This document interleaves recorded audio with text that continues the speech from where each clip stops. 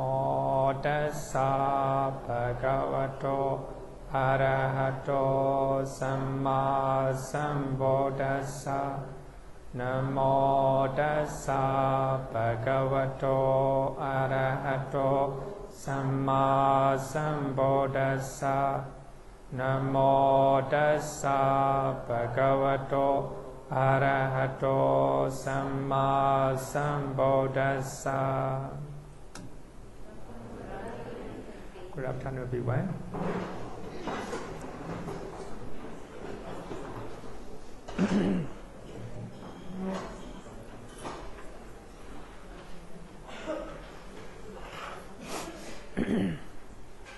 Today we are learning a new chapter, chapter 5. Process freed, right? The process freed. They could already translate this one. The process freed, right? Vithimutta. As you all know that we have two cognitive processes, right?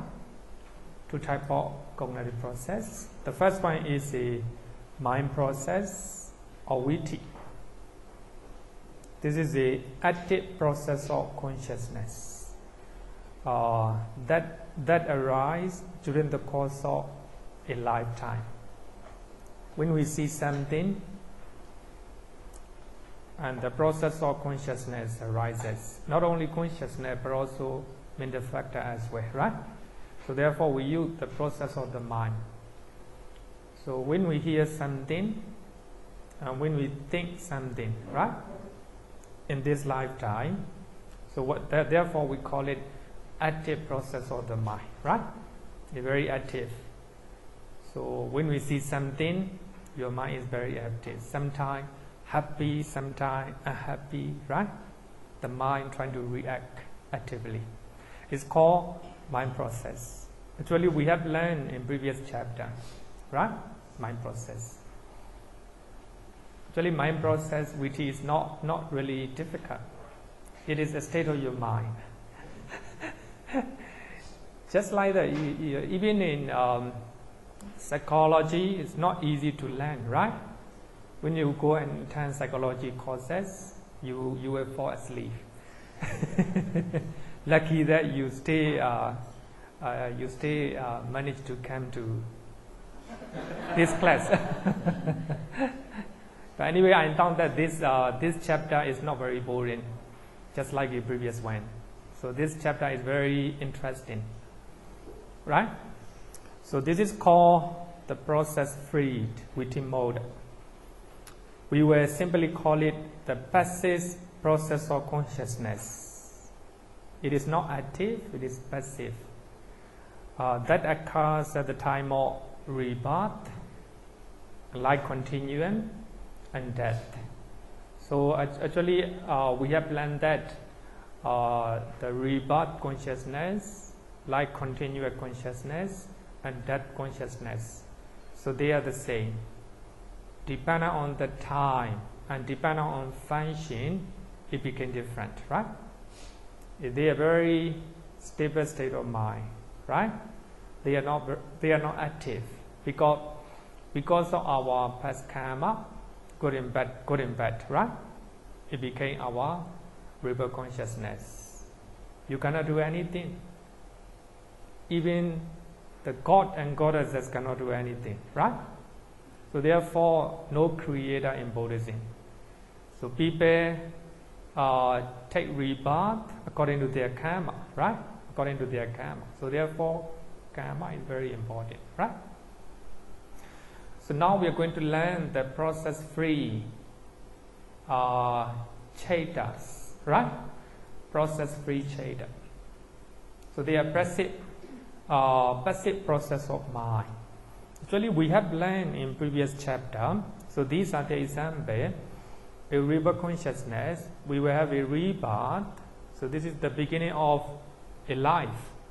Then after that, you will die, right? With the death consciousness.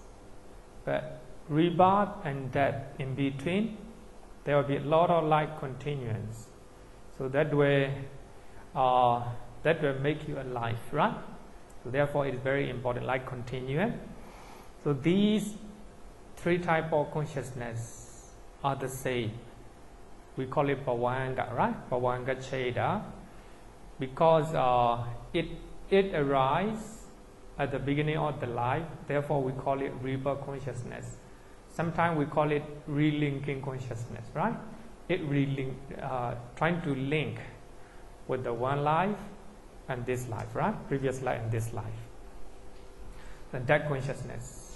So these are called the free, the process free, right? The process free Cheda, or the process free function, right? They are passive, not active. And therefore we normally show with the chart. This is the beginning of the life. Then there will be a lot of light continuance. They go, stay belly. At the end we will die. So that is called death consciousness. So rebirth consciousness, light continuance, death consciousness, they are the process free. So this is a cognitive process. Then rebirth consciousness, there will be a lot of light continuance. But when you see something, when you hear something, there will be mind process, very active, right? Very active. You're trying to react actively. Then after that, there will be a lot of Bhavanga again. The mind process, Bhavanga, mind process, Bhavanga. At the end, you will die. So this is the course of a lifetime, right? It's the course of a one life. So during this life, the rebirth consciousness of ourselves and light continuance and death consciousness, they are the same, right? They are the same. Suppose if we was born with the first great resultant consciousness, then our Bhavanga, our death consciousness will be the same state of mind, right? The same state of mind. Okay? So in this chapter, so there will be four contents. Four contents. Number one, 4 planes of existence. So normally we have 31 planes of existence. So those 31 will be categorized into 4, right? Into 4. And number 2, 4 motor rebirth linking. So there will be 4 motor rebirth linking. How you take a rebirth, right? How somebody have a rebirth. 4 motor rebirth linking. Then 4 kinds of karma. So there are different 4 kinds of karma, right? So I think in this chapter you also have to learn different type of karma and the function of karma, right? Very interesting. And the last one is 4 advance of death. So different type of death, how individual, a living being will die, right? 4 advance of death. So these are mentioned, these are the contents of this chapter, right? This chapter.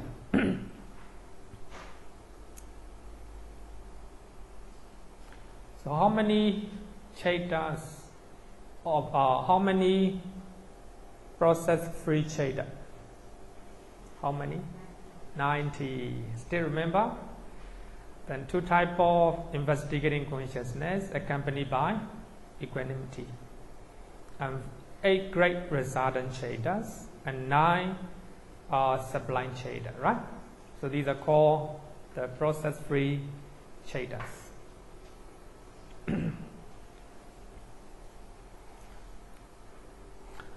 According to Buddhism, in other words, according to Buddhist philosophy or psychology, the external world, which we experience, what we are now experiencing, what we are now seeing, right? I see, I hear, then I eat, I think, right? So this is that we call it external world, right? And the reflection of internal world. So that is the consciousness of the mind. Actually, what we see, what we hear, what we experience. So this is the reflection of internal wall, right? Internal wall. So actually now we have a traditionally, here I use the word traditionally, right? Traditionally, the planes of existences are mentioned as a 31. Normally we call it 31 planes of existence, right? So actually they can be counted otherwise. They can be counted otherwise. So normally we say 31 planes of existence. I very often said that it can be more than 31, it can be less than 31. It depends how you count, right? How you count. And now I give you one example. So in Abhidhamma, what we are learning is 4 woeful planes, right? 4 types of woeful planes. In the Suttas, in many of the Suttas mention only 3 types of woeful planes, right? 3 types of woeful planes. If so, there will be 30 planes of existence, not 31, right? Not 31. So actually here there is 6 heavenly realms, right? One after another. Chatumarajika, Dawadensa, like this, right? But we count hell as a one, right? But we have a different type of hell, right? Especially we have 8 great hells, right? If we count it separately, it became more than 31, right? So therefore I use the word traditionally. So in the Pali Canon, the number is not mentioned, right? The number is not mentioned. But anyway, we're trying to collect all the planes of existence, right? We take it as a 31.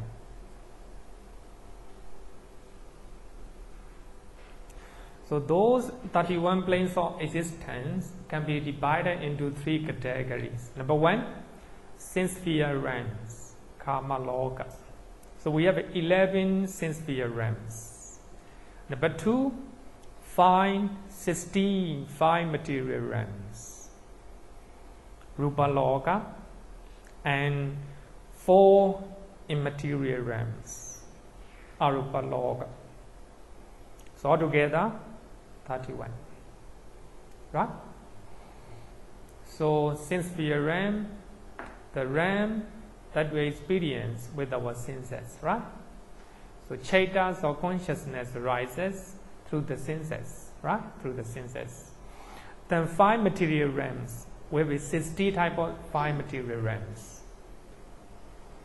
So by practicing based on 5 materials, you attain state of mind or consciousness of the mind. That is a jhana chaitas, right? Jhana chaitas. But if you practice based on immaterial things, just like a concept, right? Just like a concept, just like a consciousness, then you attain arupa jhana, immaterial jhana, right? But if you attain immaterial jhana, you were once born in material realms, right? Therefore, according to Buddhism, so external world is just a reflection of internal world, right? So it is a reflection of the mind. We are living in Singapore, but some are happy, some are not happy, right? Reflection on our mind, right? So if we are happy, depends on our mind. If we are not happy, depends on our mind. So we are owner of our own karma, right? So we can control that karma. So if we have a beautiful mind, and the world, your experience will be very beautiful, right? So even a place is not the same, right? Even in family, when you are young, things that you experience, things that you see, right, is different. When you grow old, you find a lot of fault, right? You find a lot of, how to say, a lot of mistakes of your parents, your sister and brothers, right? But if you can train your mind to have a beautiful mind, right? Then thing that you experience very beautiful, right? It's enjoyable. So therefore, it's a reflection of our mind. Any question? No question, right? Then let's go to the origin of the world. Very big topic. Very big topic. The origin of the world, right?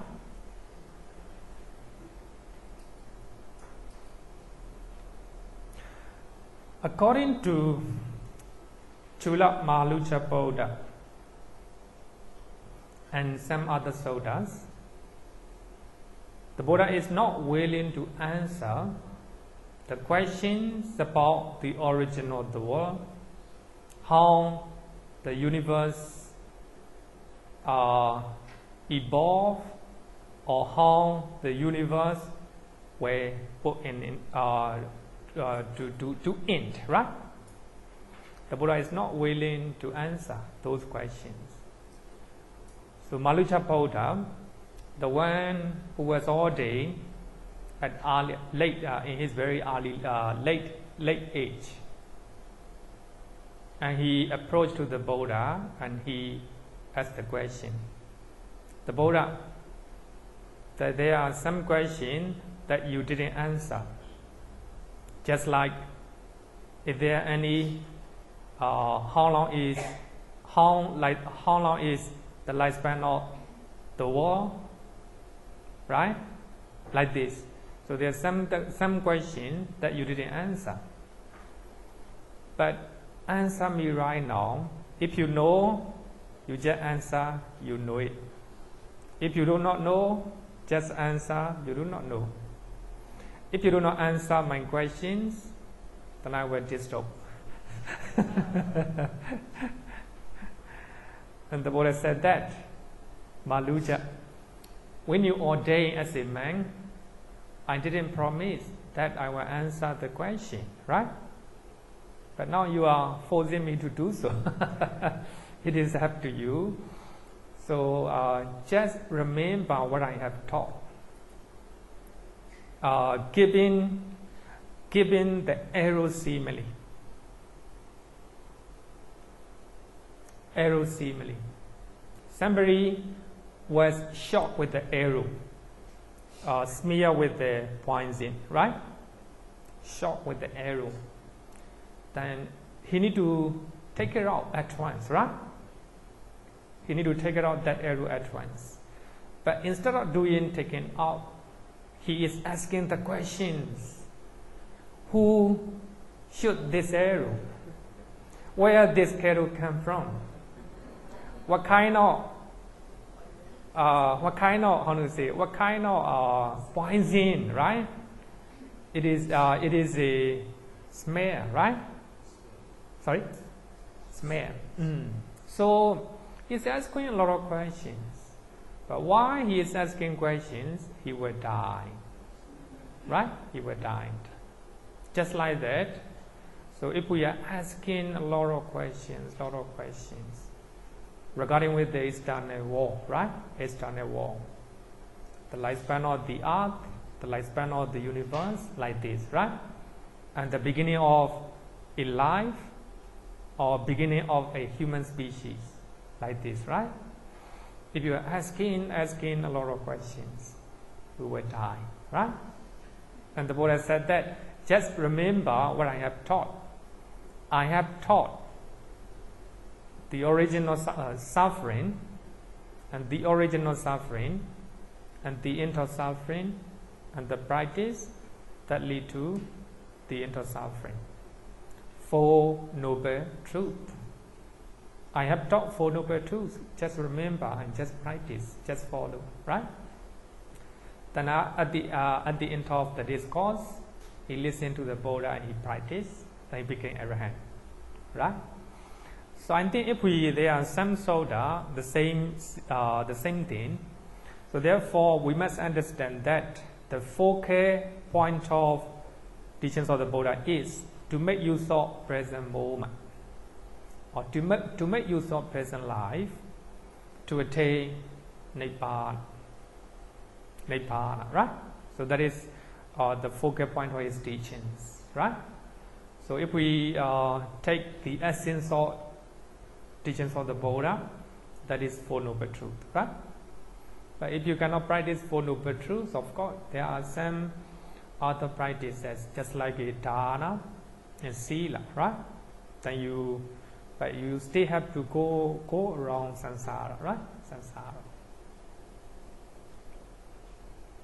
So this is I would say that this is the attitude of how to say that external world, right? So the Buddha just pay attention to the internal world, right? Our mind. Lobha, dosa, moha, right? We have a lobha, dosa, moha. So actually, if we can reduce lobha, dosa, moha, then we will have a lasting happiness. But if you can eradicate all the lobha, dosa, moha, that will be nibbana, right? Nibbana. It depends. It depends. But anyway, even though the Buddha is not willing, the Pali Canon and its commentaries did mention about the world and universe in some places, right? And they are very interesting. And I will explain some of them. So the explanation in the Pali Canon and the commentaries are closer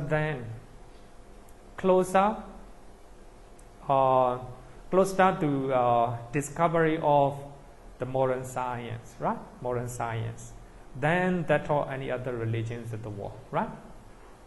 So when we look at some of the descriptions or teachings of the universe and the external world, actually the teachings in the Pali Canon and the commentaries are closer to current modern science, right?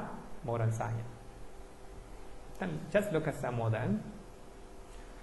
But according to almost all the world religions, the world is created by God and it will be destroyed by God, right? They created and they destroyed. But in Hinduism, three types of God. The one who create, the one who maintain, and the one who destroy, right?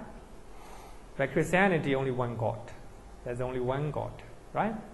He create. If he is angry, he will destroy. If you make him unhappy, right? If he is not happy, he will destroy, right? He will destroy it. So that is the difference between Buddhism. The Buddhism rejected the concept of creator and said that the world or the universe came into being by natural forces, right? We don't believe creator God, so this world or the universe is not created by any God or goddesses. So it occurs according to natural forces, right?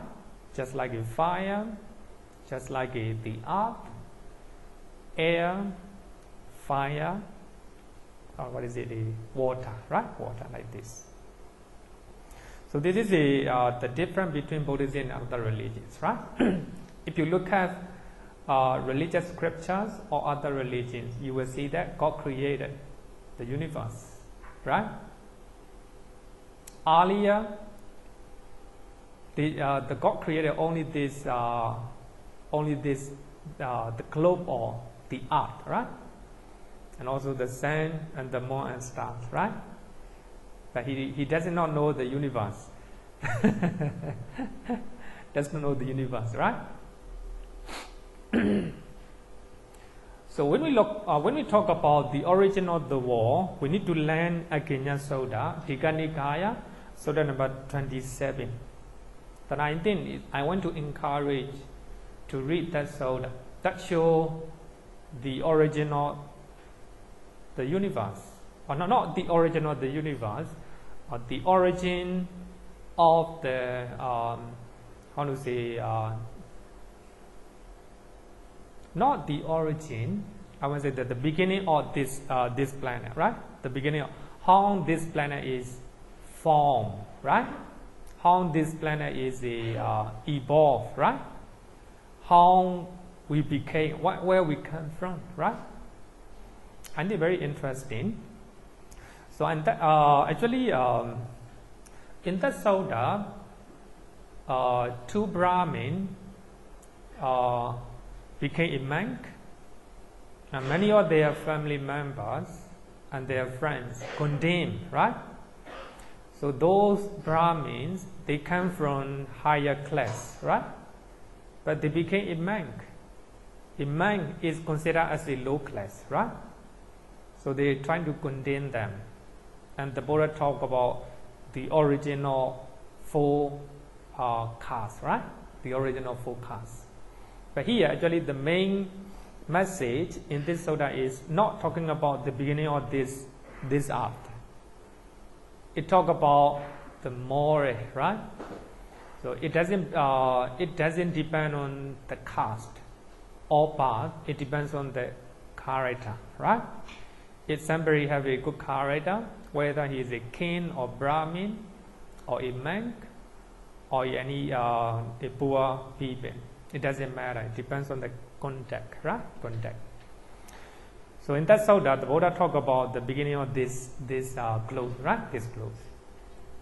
Look, the Buddha said that there comes a time, Wasita is the name, when sooner or later, after a long period, this war contracts. Samvatati. Actually here, I look at two translations. Translation of Moriwash, translation of Digha Nikaya, right? He also translate the same thing. The translation of Bhante Suchato, he also do the same thing. The Bhikkhu use the word dissolute, how to say that?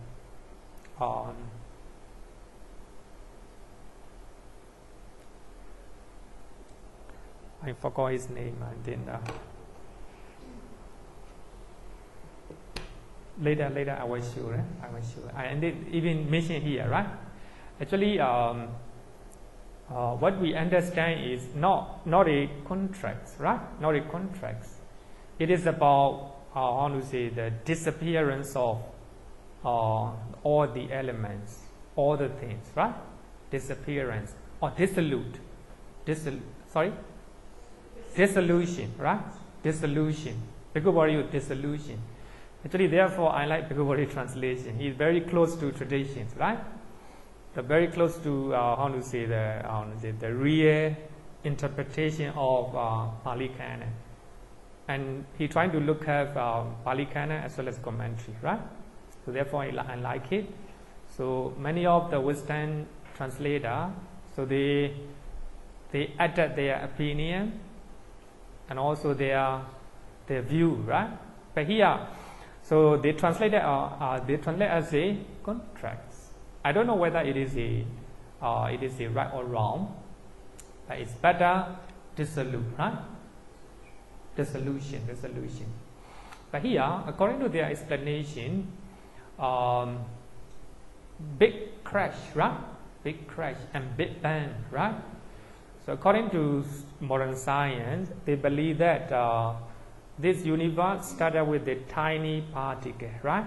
And it explodes. It is called Big Bang, right? It is expanding, right? Expanding, even not expanding, right? But there is a one theory. It is called Big Crunch, right? Big crunch. So later, the expansion will stop. It will reverse. It will, contracts, right? It will contracts. It became a tiny particle again, right? But in those times, all the living beings in the universe will die, right? Will die. So that is the theory of a modern science theory, right? I think they follow they have that idea, so therefore they translate as a contracts. Anyway, it's not much contradictory with the Buddhist theory, right? Actually, here is a dissolution, right? Dissolution. It will finish, right? It will finish. And then if you learn one soda later, and you understand, right?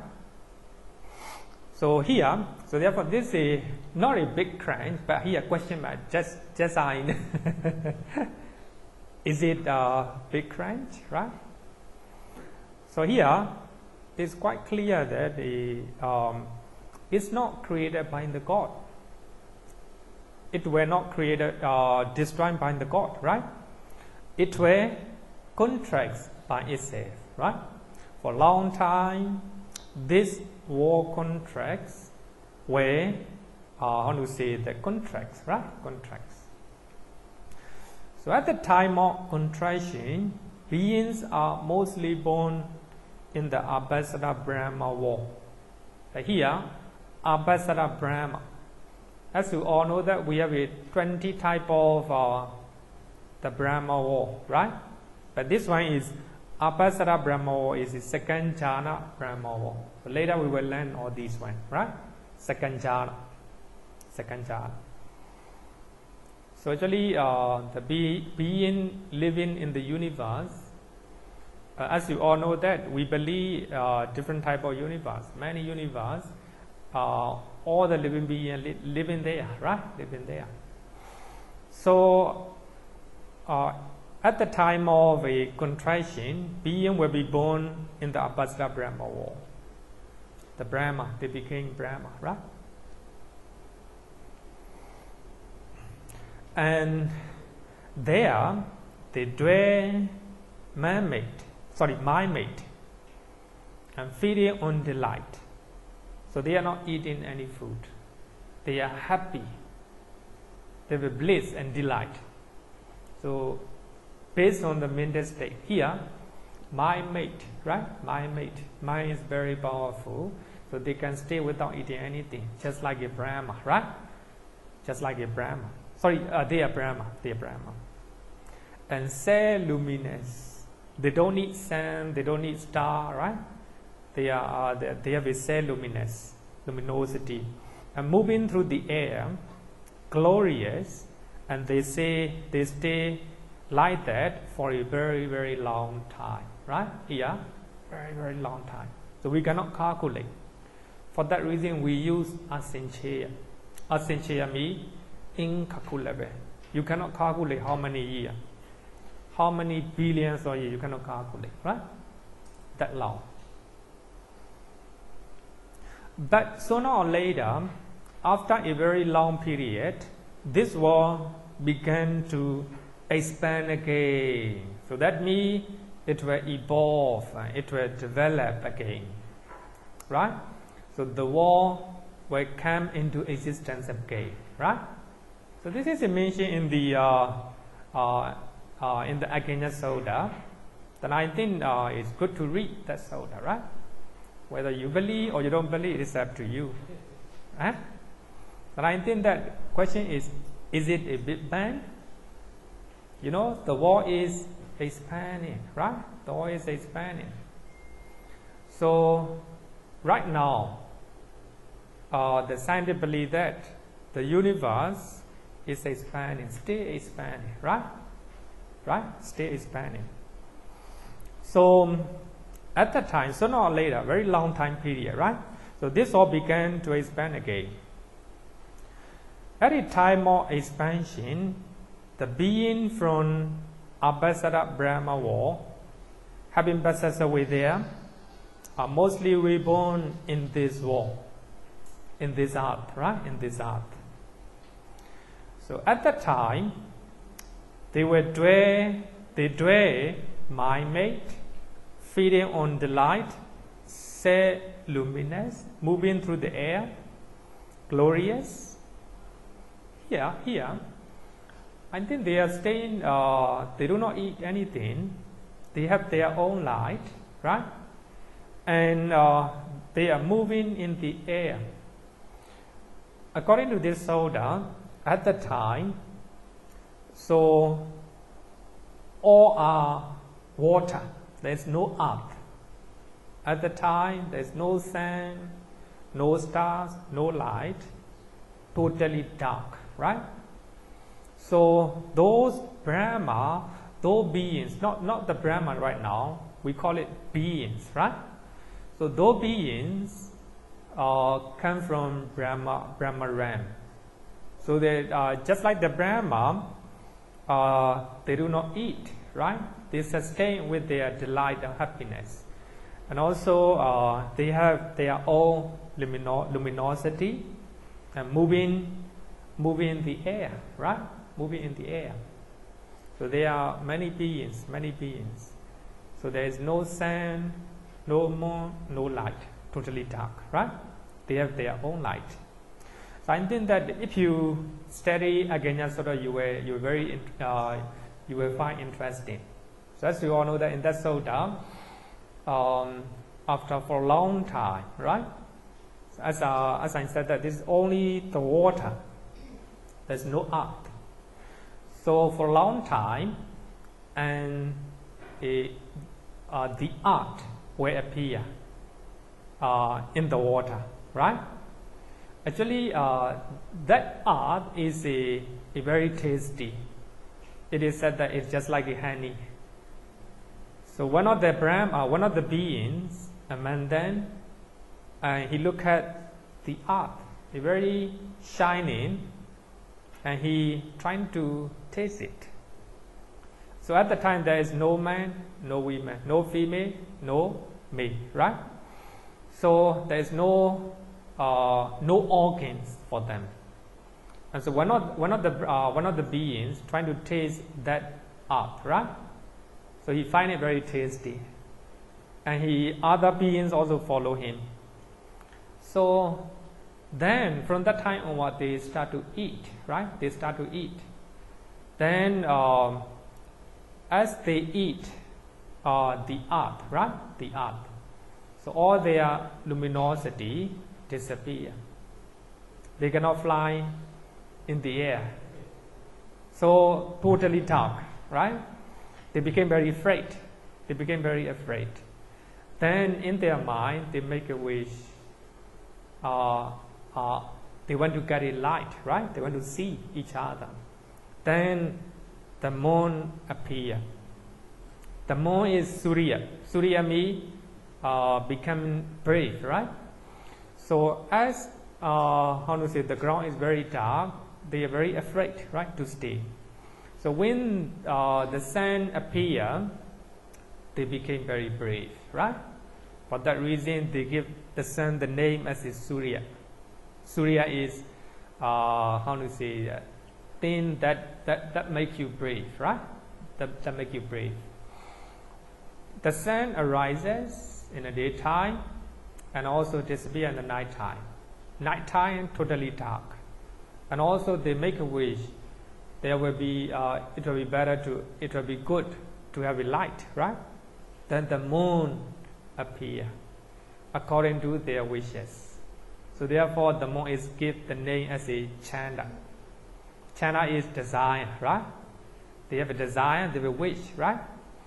So like this, they try to eat tasty earth, right? So later, because of their craving and their greed, so that tasty earth disappear. Another type of earth appear, right? So that also stay tasty, just like the honey, right? So as it will take very, very long time, right? So we can depend on their greed. So those tasty earth, right? The ground also disappear. Then the rice, one of the plant, which was it is also very tasty, right? Appear according to their karma. Then they try to eat that one as well. Then for a long time, it will take a very long time. After that plant also disappear. Then the rice, right? The rice appear. They don't need to plant, right? Then if they pluck early in the morning, and the next day it will appear again. Very easy for them. They don't need to walk, right? They don't need to walk. So while they are eating the rice, right? So their body became cause and cause, right? Causa and causa. So actually, from the time they have their own luminosity, when they are moving in the air, their body is different. After eating tasty earth, right? So their body began to evolve. But after eating rice, and their body became coarser and coarser. And at the time, the traces of female and male organs appear, right? So they later on it became natural that they make a sexual activity like this, right? Then for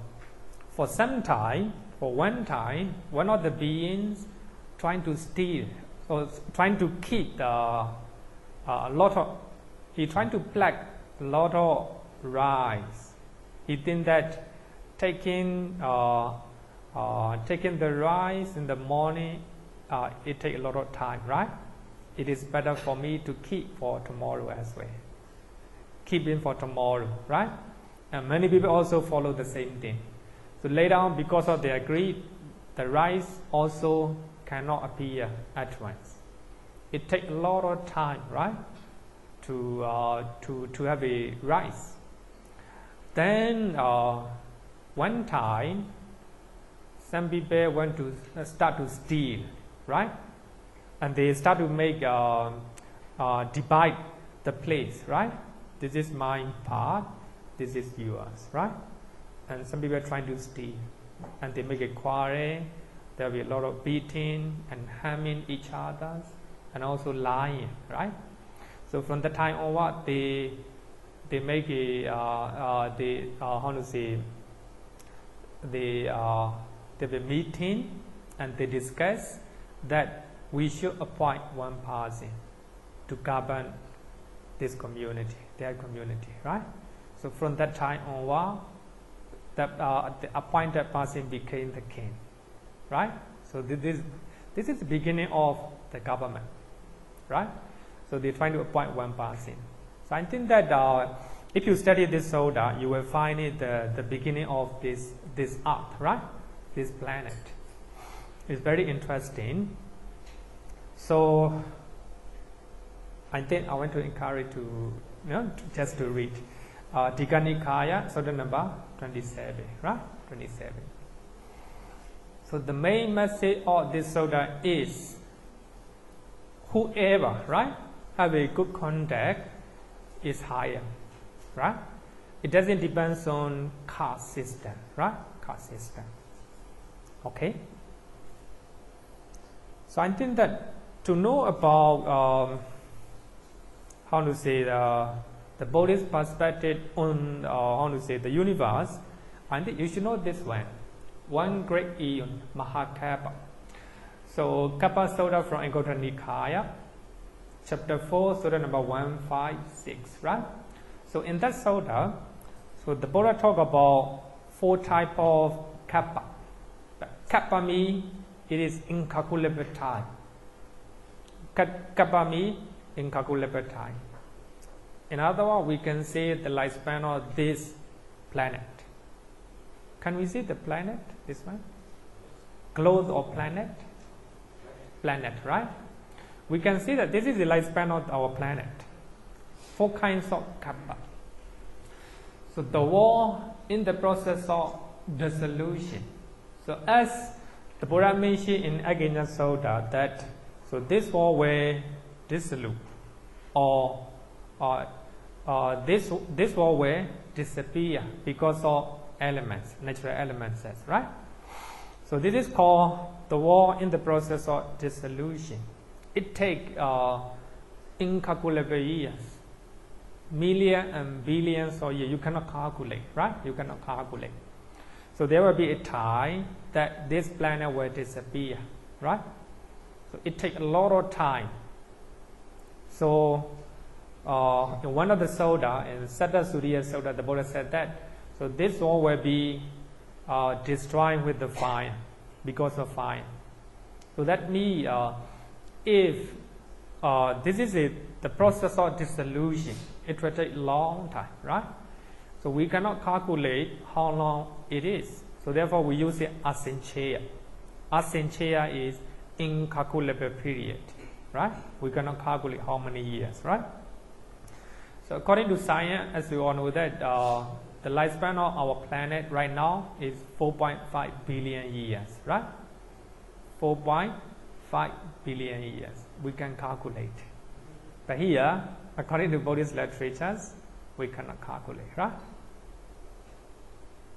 I think modern science is very smart. They're trying to use different methods of calculation, right?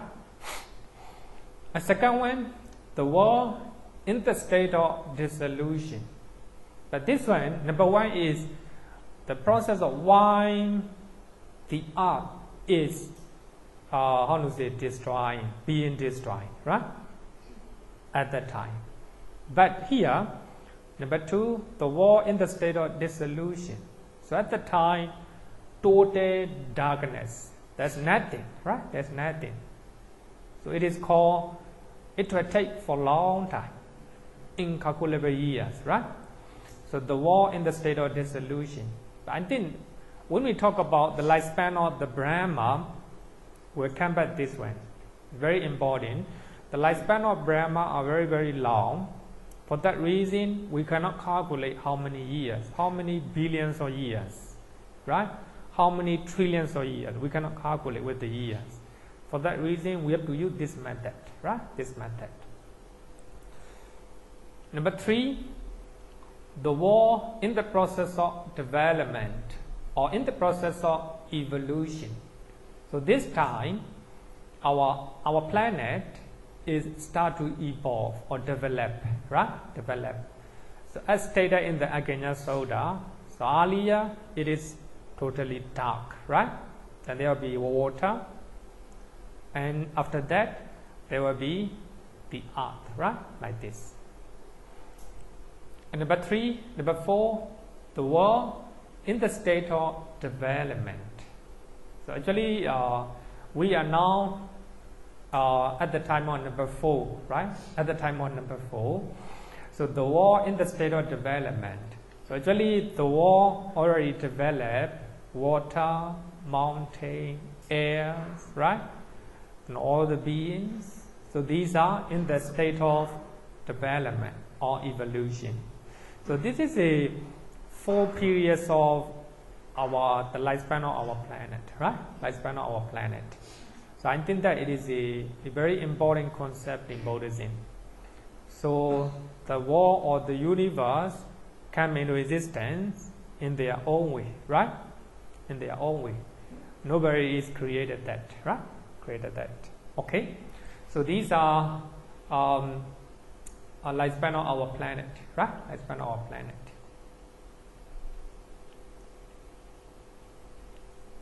According to commentary of this Sutta, living being can thrive and live only in the world in the state of development, in the last stage, right? The last stage. So even the last stage, in that stage, so there are 64 intervals. Andhra Kappa, 64 intervals. So now we are, actually I can't remember, it is only about 7 intervals, right? We still have a lot of intervals, right?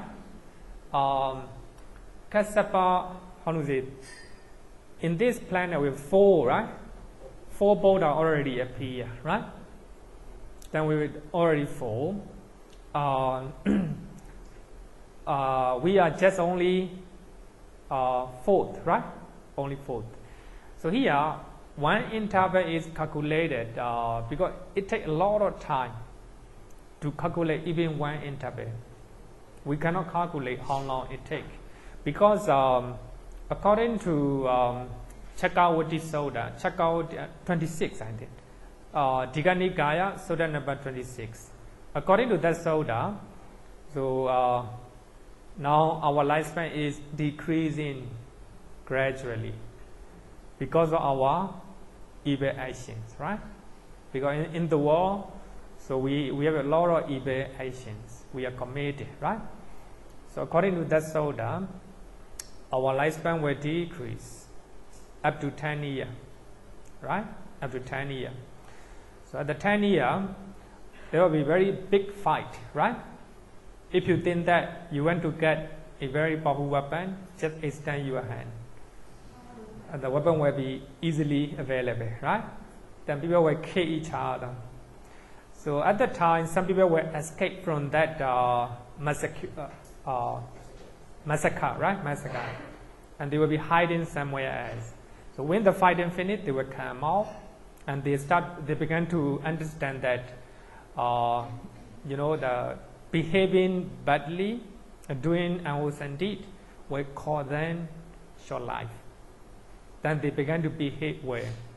They try to refrain evil actions. So lifespan began to increase again. From 10 years, 20 years, 100 years, 200, 1,000, even incalculable. Then at the time of 80,000 lifespan, at the time of 80,000 lifespan, a Arimithya Buddha will appear, right? So that will be one interval. So starting from Asincheya, incalculable lifespan of the people, then up to 10 years. Then from 10 years to Asincheya, incalculable lifespan.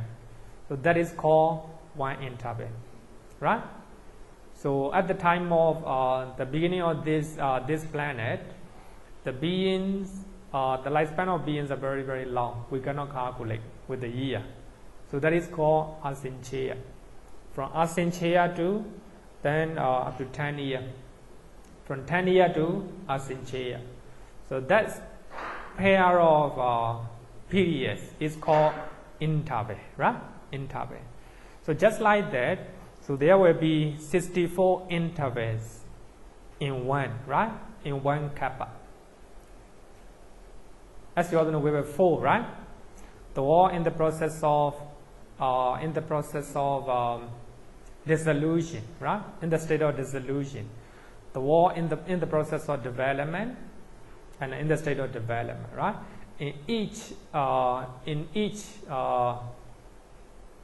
period, so there will be 64, right? 64.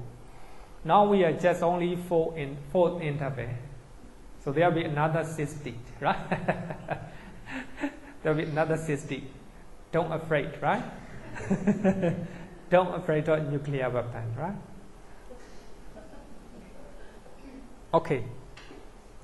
So how about now we are talking about the beginning of our planet, right? Beginning of our planet.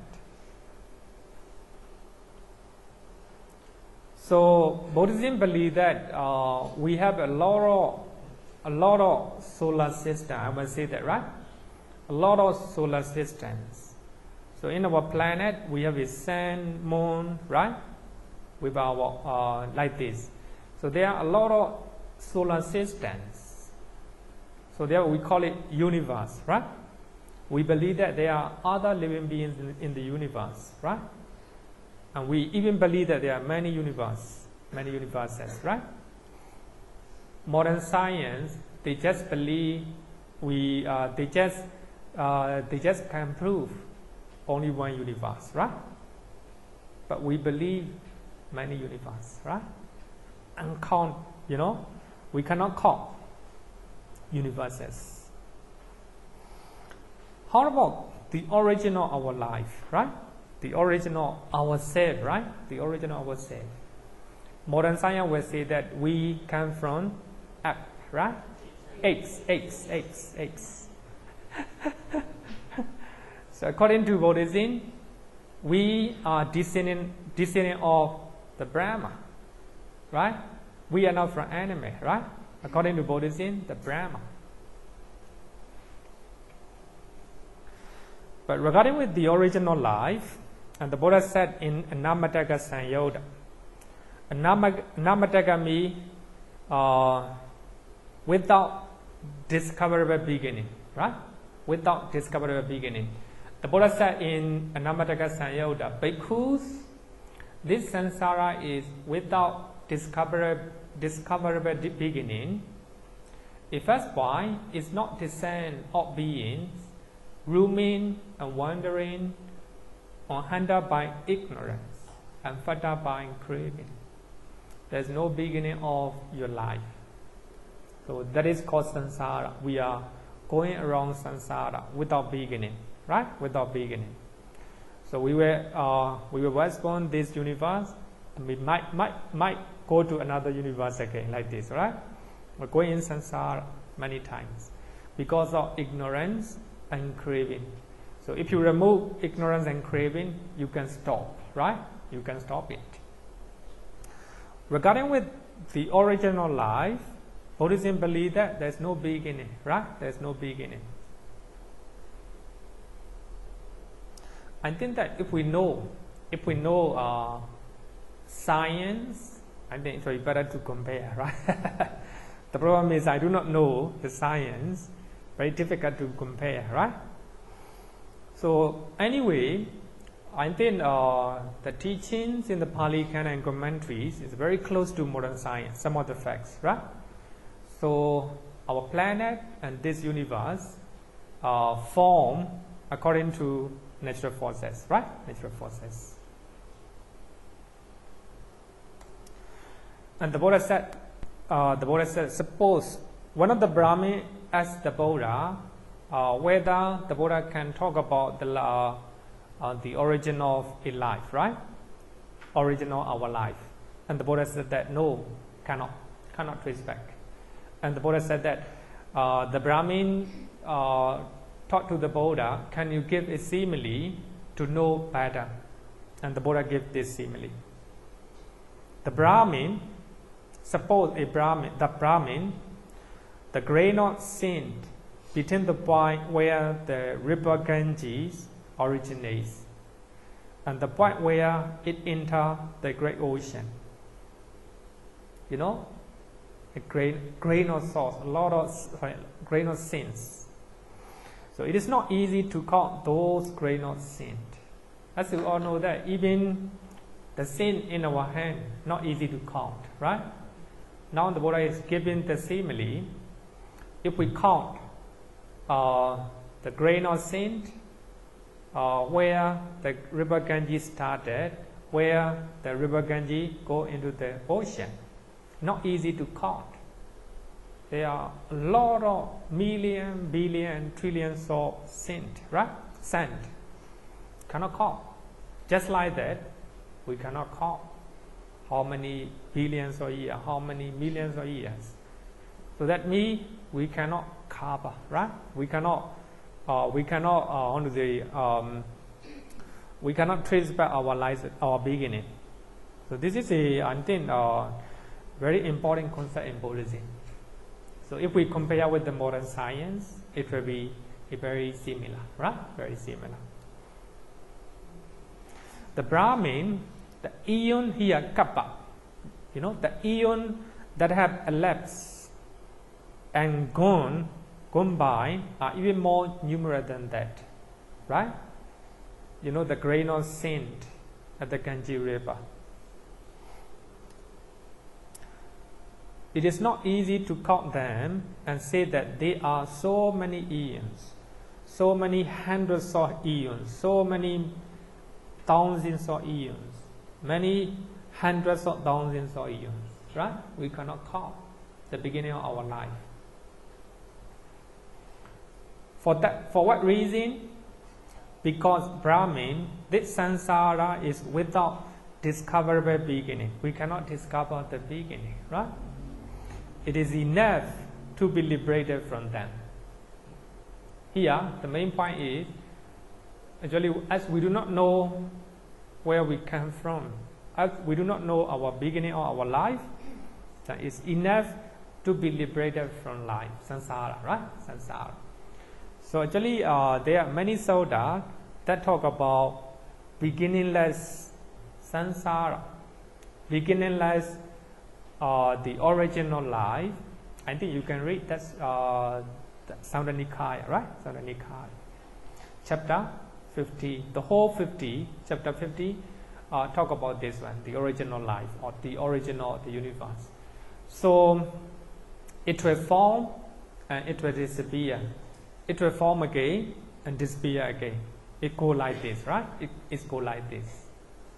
So we are moving one life to another. It is called samsara, right? Samsara. And here, another interesting thing in Mahaparinibbana Sutta. So at that time, there is earthquake, right?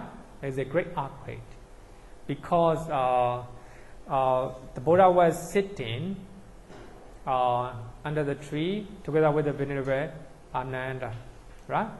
So at that time, the Buddha taught to Venerable Ananda, after 3 months, he will pass away, right? He will pass away. But at the time, there is a great earthquake. Then the Buddha talk about the reason of earthquake, why, right? And the Buddha gives the great earth is established on water, the water on the wind on space. And when a mighty wind blows, this start up the water, and through the start up of the water, earthquakes, right? Earthquake. So this is a interesting one, because the earth established on water, water on wind, right? The wind on space. Okay.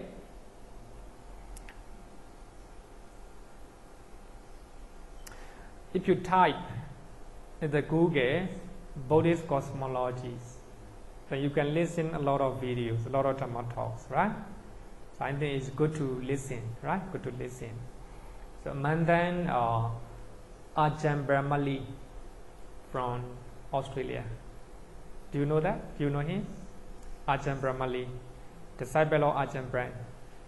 He's well versed, he's knowledgeable, and he knows Pali Canon very well. So actually he talk about Buddhist cosmology, and he make some prediction. It will happen, right? Very interesting, right? So you can Google Buddhist cosmology, you will see Ajahn Brahmali. Okay, then regarding with the universe, I think Abhidhamma Sutta and Arunavati Suttas, one from Anguttara Nikaya, Samyutta Nikaya. According to some suttas, these one, right, and many other more. According to some suttas, so there are countless world system, lokatadu, countless world system. In other words, we can call it universe or a cluster of solar system with the countless suns and countless moons, countless Mount Meru, and countless continents, and countless oceans, and countless heavenly realms and Brahma realms. And if you is clearly mentioned, it's not just our planet. So there are countless universe, other suns as well, right? Other suns as well. A lot of moons, a lot of mountains. So according to Buddhist cosmology, we believe that so we have one solar system, and the earth and sun and moon, right? This is one solar system, right? So there are many other millions and billions of solar systems, right? There are a lot of moons, thousands of moons, and countless suns and moon. Mount Sineru. Mount Sineru is, we believe, that the highest mountain on the earth, right? And some people believe there is one mountain in India, Mount Kailasa or something like this, right? It's called Mount Meru. Actually, it's the Buddhist scholar, traditional Buddhist scholar, they do not, they reject that idea, and they said that Mount Sineru, sometimes we call it Mount Meru. Mount Sineru cannot be seen. It's mythical. How to say? Cannot be reached, right? we cannot go there, right? We cannot go there. Later I will show, right? I will show.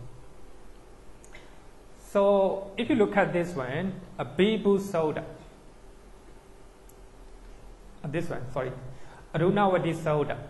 So at the time of Sikhi Buddha, and Sikhi Buddha went to Brahmaram together with his disciples, and he encouraged to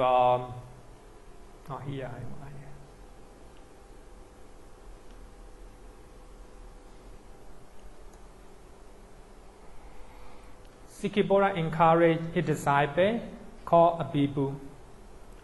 While standing in the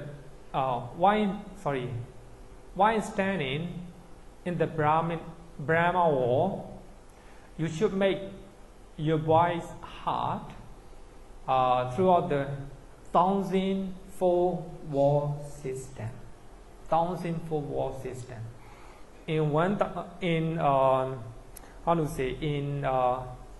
wall system, in one wall system, there is one sun, one moon, and 4 continents, and 4 great oceans, and 1 Mount Sinai, right? But here, Sikhi Buddha is talking to a Bhikkhu and taught the Dhamma, make the voice heard throughout the 1,000 wall system, right? So that all the living beings can hear, right?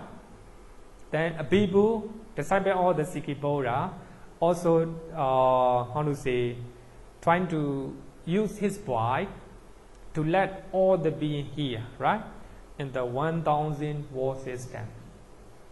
Then when he come back, and he asks the monks who left behind. Actually, they also hear.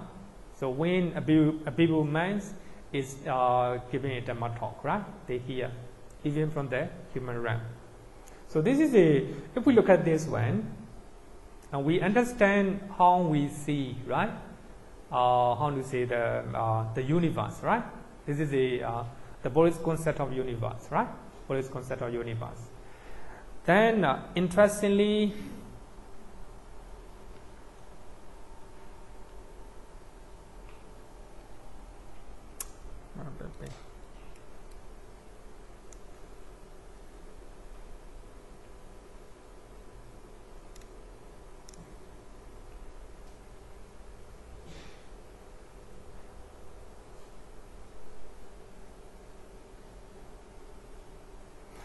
so here, a Bhikkhu Sutta in Gotra Nikaya. I think I want you to encourage to read this Sutta. A Bhikkhu Sutta from Gotra Nikaya, chapter 3, Sutta number 80. And very interesting. So in that Sutta, the Buddha taught Venerable Ananda is talking, asking to the Buddha. So one time the Buddha said that a Bhikkhu, a disciple of Sikhi Buddha, can preach the sermon, can make a voice heard, 1,000 wall system. And the Buddha asking, Venerable Ananda asking to the Buddha, so a Bhikkhu can make a voice for 1,000 wall system. How many wall system that the Buddha can make? Actually, the Buddha, Venerable Ananda is asking the Buddha. The Buddha said that a Bhikkhu is just a disciple of a Buddha. The power of the Buddha is not measurable, right? Cannot be measured.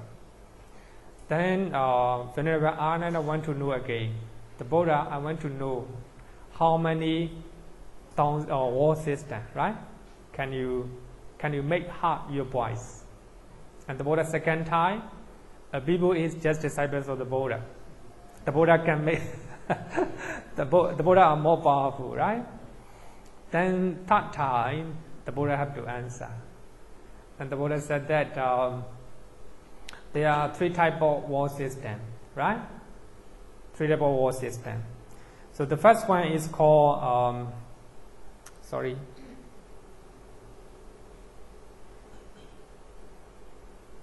So the first one is called 1,000 minor wall system.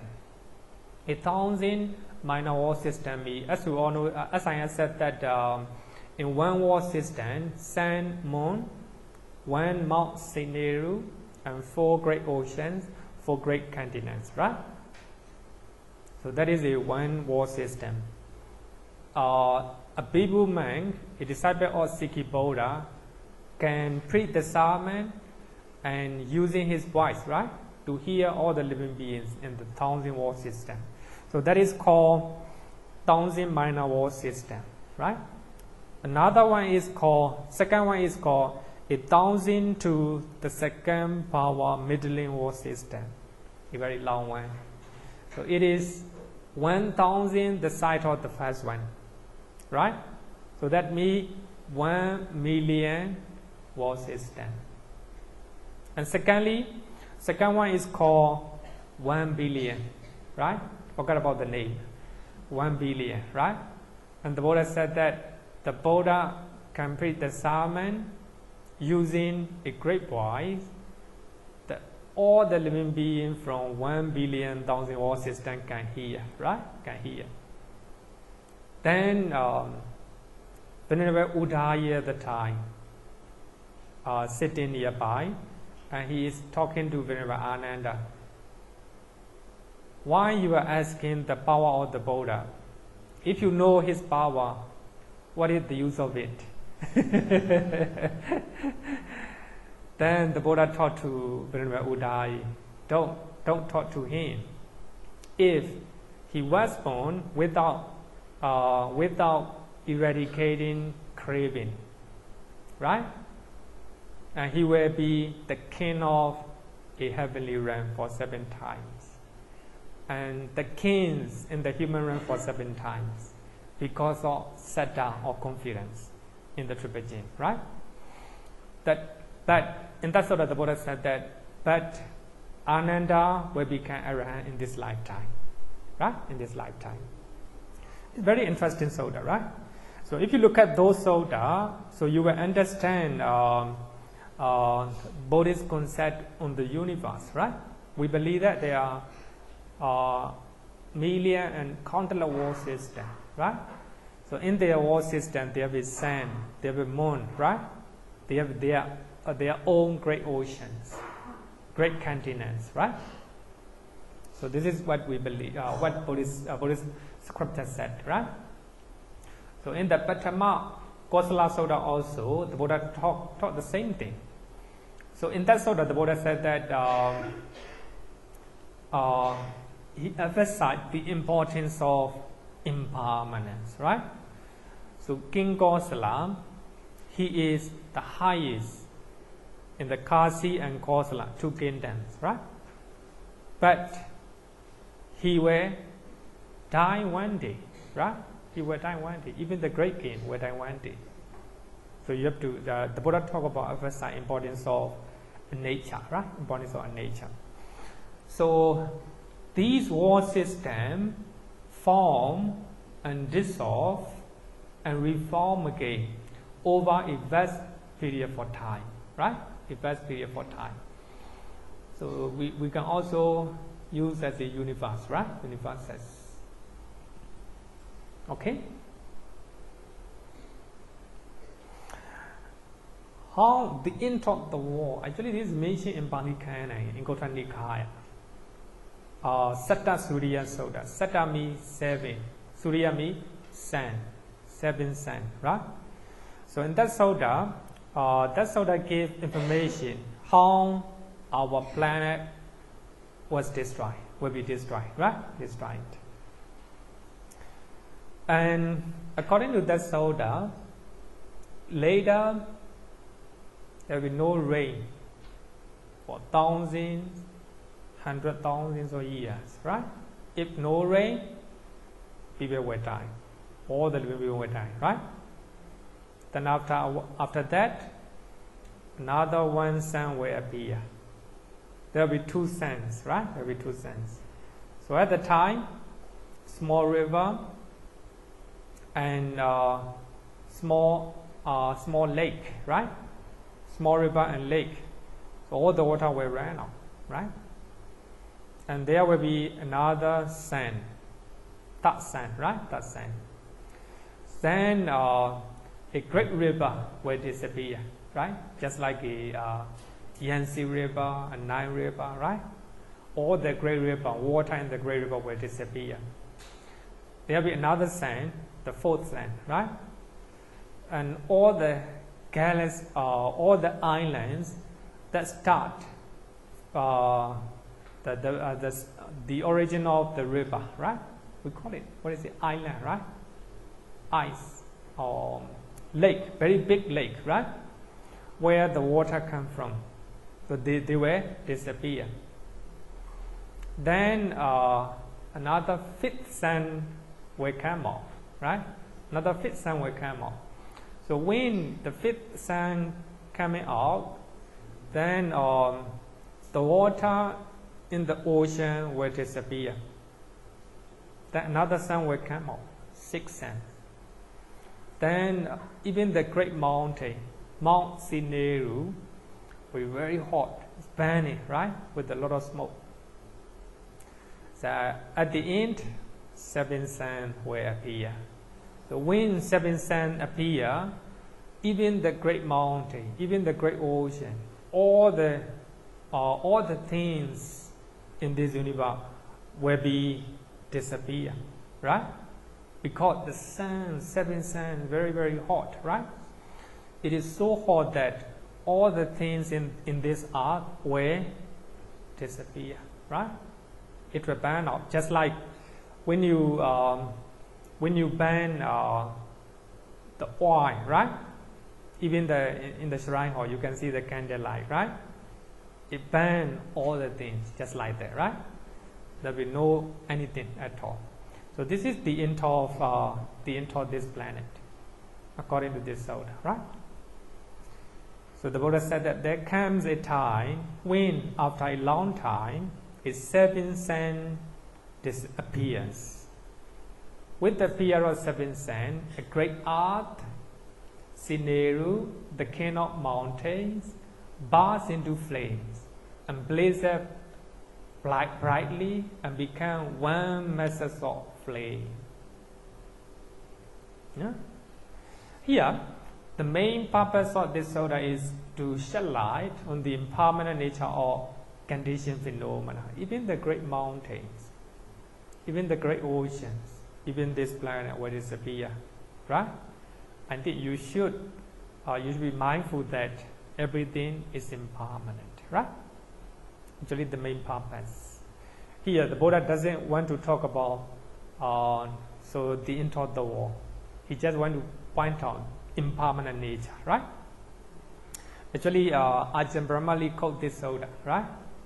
It's very, when we talk about Buddhist cosmology, it's very, he used, it's very, he believes himself. Okay, any question? So I think if you look at the sutta, I think I have given the sources. If you look at the sutta, I think you will know the Buddhist concept, right? Buddhist concept. 4 planes of existence. Actually, it is mentioned in the book. It is mentioned in the book. Number 1, the woeful plane. Number 2, the sensuous blissful plane. Number 3, the 5 material sphere plane. Number 4, the immaterial sphere planes. So earlier, normally we used to call 3 type of planes, right? Planes of existence. Sense sphere plane, 5 material sphere plane, immaterial sphere planes. But here, to get a 4, sense sphere plane is divided into 2. The woeful plane and sensuous blissful plane, right? So this is altogether 31 planes of existence, right? 31 planes of existence. Now we are talking about, we are going to learn the woeful plane. As you all know that we have a fourfold planes, right? Before we learn fourfold planes, there may be the thing that you it's hard to believe, right? Hard to believe. For that reason, I want to show this what the is stated by Keshari Dhammananda, right? In a small book called Buddhism as a Religion. Before we learn hair and before we learn other things, right? We must keep it in mind. Buddhist attitude to existences. Buddhism is unique because we can talk about this religion even without any reference to heaven or hell. I'm sure that others cannot talk about religion in this way. Very beautiful, right? Very beautiful. Even you don't believe 31 planes of existence, even you don't believe next life, even you don't believe afterlife, doesn't matter. It doesn't matter. But we still can talk about religion, right? Without reference to those heaven or hell. It's very important to take note that, right? Even you don't believe hell or even you don't believe heaven, we can talk about religion in this way. Four Noble Truth, right? That's not mentioned about hell or heaven. The Noble Eightfold Path, no, right? You can talk about the Noble Eightfold Path without reference to hell or heaven. So therefore, it's very important to keep it in your mind. We can talk about without talking about heaven and hell. So actually, he said that I'm sure that others cannot talk about religion in this way, right? Without heaven, they cannot explain their religions. Okay. Microphone.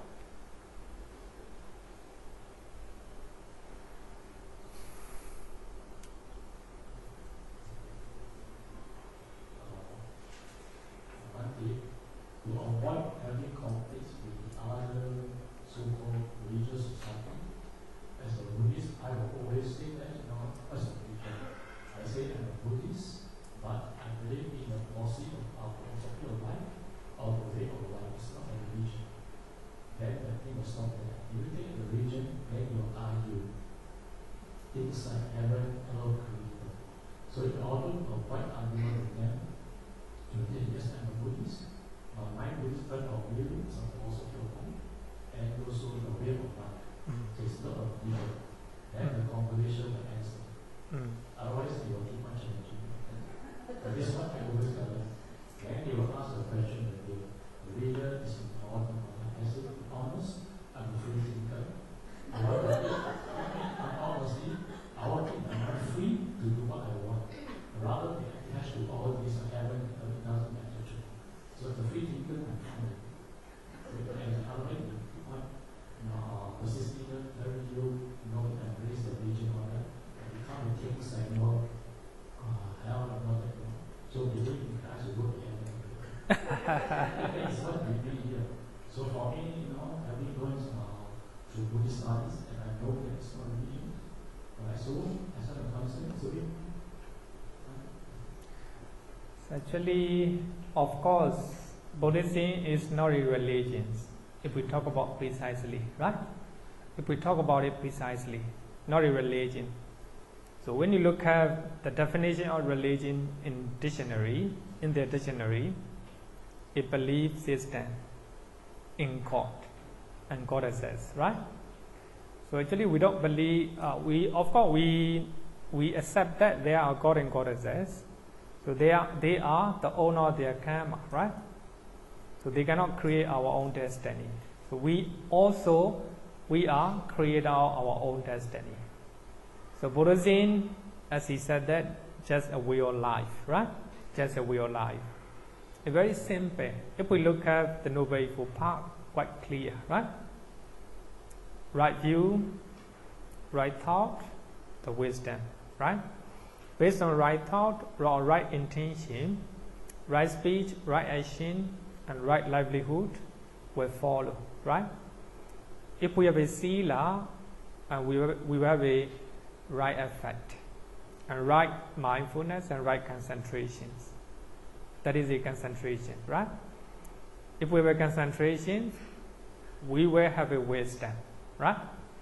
Even we have a sila, you are a very good Buddhist, right? A good Buddhist.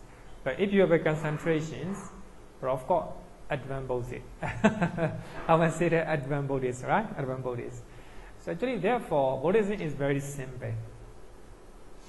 For that reason, sometimes people, it is very hard to, convince people to use that simplicity.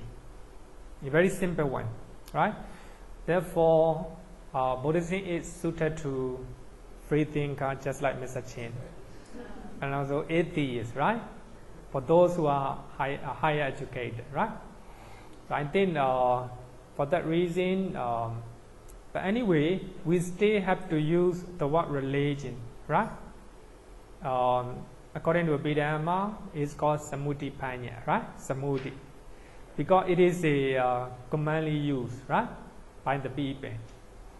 For that reason, we still have to use religion, but it is totally different, right?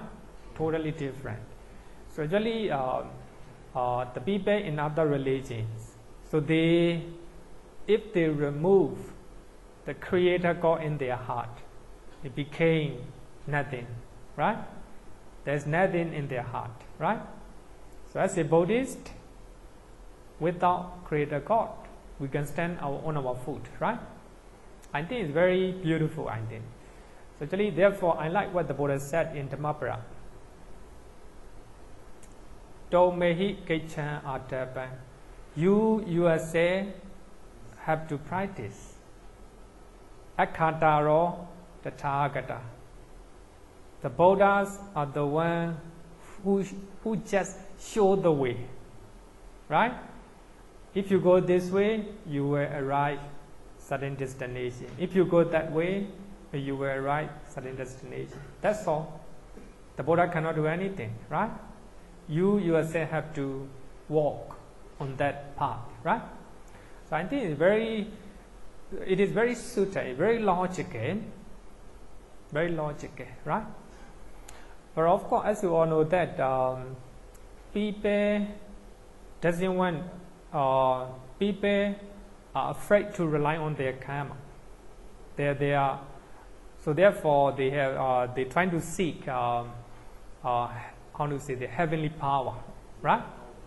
Sorry, a divine power. So when we say that, we don't believe the Creator God, right? But they always ask, without God, what will happen? And without soul, what will happen, right? And also the soul is very powerful for them, right? For us, there is no soul, just mind, right? Mind arises, disappear, arises, disappear. That's all. We don't believe so, because this comes from the real experience from the Buddha. And also, if you practice, if you have a very powerful concentrations, you yourself know it. Pachatan vadidabha yohi. For those who know by themselves, right? You can experience soullessness, right? There's no soul. There's no any entity that exists permanently. Everything arises, disappear. Everything arises, disappear. So even the great oceans, even the great mountain, right? Within that, they will last forever. But the Buddha said that one day it will disappear. Even this earth, right? Great earth will disappear because of the fire in the Saddha Surya Sutta. There's nothing that exists permanently. So if you understand the nature of impermanence, if you can accept it, the nature of impermanence, and you can, there is no suffering in your mind at all.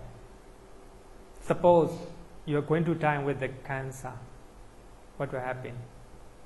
If you believe the nature of impermanence, there is no suffering. You can accept it, right? So Buddhism just tell the truth. But people doesn't like the truth. People doesn't like, right? We as I cannot accept it, right? Accept it. So I think that if we can accept, I once gave you an example, right? Recently my mother died. As I'm in train as a monk, then I can accept the nature of impermanence. There's only one time I shed my tear. So when I was doing my puja on that day. Now of course, when I think about my mother, then I not cry. Maybe my tear drop and just for a while. But when I go even to the funeral and wake, no cry. Then I can accept the nature of impermanence, right? One day we have to die. One day my father, my mother died. But my sister cannot accept, right? Cannot accept. They cry a lot. Even one of my sisters, he couldn't eat. Then I have to tell her to eat it. We have to accept it, right? So therefore, as I can accept the nature of impermanence, I think less suffering in my heart, right? Just like that, we will die one way or another, right? Suppose if we have a cancer and you were dying within a month, what will happen? For those who understand and who believe the nature of impermanence, less suffering. Even they cannot move, right? For that reason, non-returner and arahant, they are not afraid to die because they can accept the nature of impermanence. Non-arahant, non-returner, 75%. Arahant, 100%. If you can accept 5%, if you can accept 5%, you can reduce the amount of suffering 5%, right? I think it's very important. We have to train right now. We have to read, right? If you meditate, it will make a bit different. So I hope some of you may have read that 3 young boys and 1 coach, right? Were trapped in the cave in Thailand. So they can stay for 10 days, right? They are healthy without any problem because the coach, he is a former monk. He stayed as a monk for 10 years and he trained as he meditate, right? So when they are trapped in the cave, he tells them to meditate. So in this way, they can stand, right? Hardship and ordeals in the cave. So that is the power of meditation. That is another thing, the power of meditation. What I mean is, if you have a very, very strong and very powerful concentration, and you know how the mind arises, how they disappear, how material phenomena and how matter arises, how they disappear, right? You know yourself, right? You know by yourself. But you know that every phenomena, whether mind or material form, will arise and will disappear. But I was born this life. One day I will die. If I know that within a month I will die, if I can accept the nature of impermanence, then I don't have any suffering at all. I can accept it. So therefore the Buddha trying to change internal mind, right? The mind. So if we can change our mind, we can reduce the amount of suffering, right? Okay, question.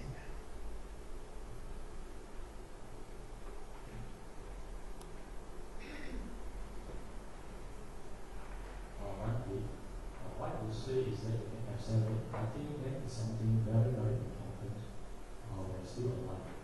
For example, like now, a lot of people, they cannot control, they will do it. And what some of them do is that they start to make a will, before they die. And then when they ask sweep over the you. But if you believe that there is inevitable, you can accept it. What you need to do is distribute the wealth now. Nothing to gain. Of course, it can make a condition. This thing will go to so and so upon like that. Rather than doing your will, as if you go to reach.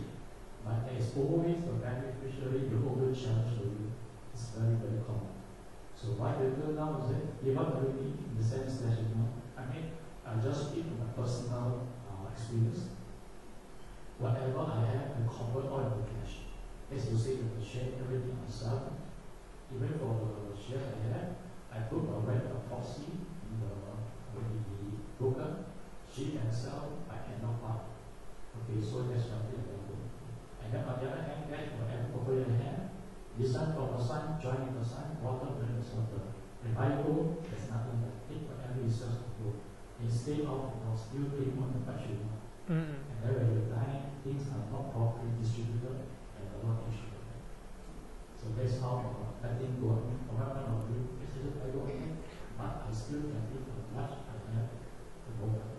And then of course the important thing is that in life in Singapore, you not have the financial resources to see you through your one last day. That is to say that that you have your financial to outlive yourself. Like every week behind you can even now it's like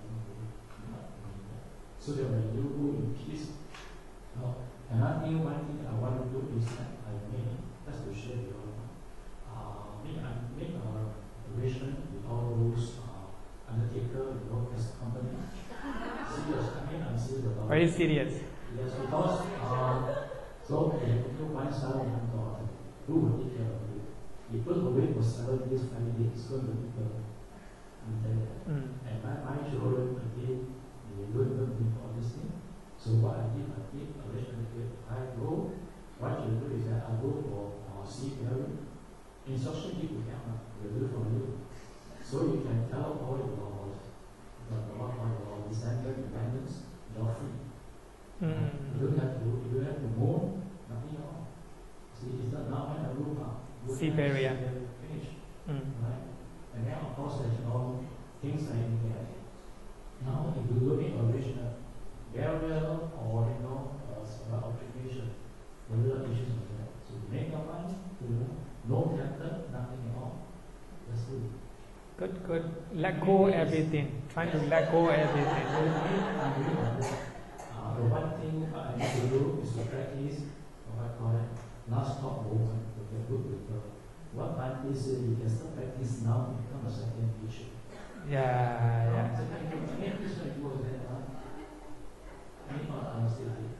Now, another thing I always tell my family, when you go from area, the area before, the dimension is fixed. There's a down if everything can you put inside, you can't. Is that? So whenever you just I read a case in China, one guy, he put the car as a coffin. He buried the car inside. In Singapore, he put the car in the They cannot let go. I think it's very important. Letting go is very important. So for that reason, Ajahn Chah, a very famous saying, Ajahn Chah said that if you let go a little bit, you will have a little bit of happiness. If you let go a lot, you will have a lot of happiness. If you let go completely, you will have a complete happiness. That is Nibbana. Okay, thank you. There's one modification here. Okay, I'm going to use it. Language everything, your pendulous, your brow. I mean, let go me not to have too much attachment. Yes. No, I'm not talking about you lost your belonging. Yeah, of course. So angry. Okay, so thank you. So let's call it a day.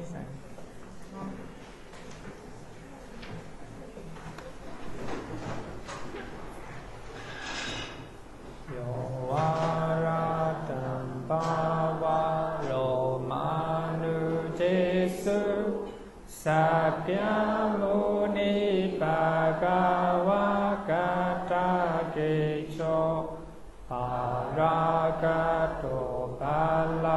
Vidya Samanki Dan Sukatan Saranatamupe Raga Viragama Ninjama Soka Dhamma Masanga Dhamma Patikula Madhura Mimamba Gunan Suipata Dhamma Mimamsaranatamupe Yatacha Denama Apalamahu Chatusu Sisu Purisa Yugesu Atacha Pogala